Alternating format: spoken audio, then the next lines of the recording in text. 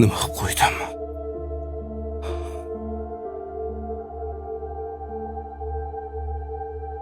Tushunaman.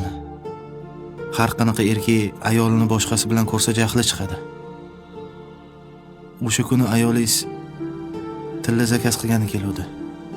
Qaynonamni tug'ilgan kuni. Shunga tezlashtirib berdi edi.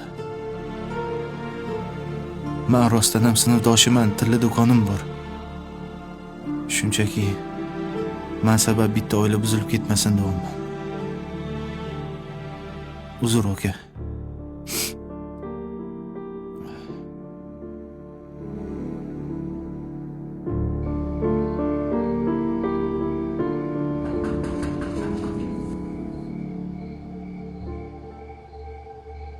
Kim?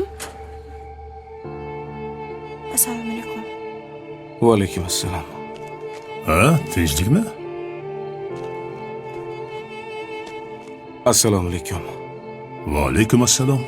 Xush kelibsiz. O'sha kuni qizingizni noto'g'ri tushunib qolman. Uzr, olib ketgani keldi. Nima? Endi xotin kerak bo'lib qoldimi? Ada. Nima ada? Hey, ko'chada begona erkak bilan gaplashib turishda senga balo bormi, ha? Men senga shunaqa tarbiya berganmidim. Bor uyga kir. Menga qarangki yo'q.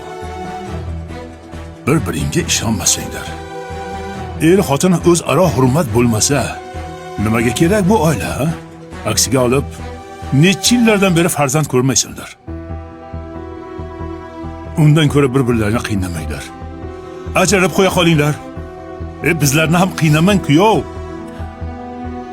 Bunda ham meni aybim bor. Nima? Farzand ko'ra olmayotganligimizga aybdorman.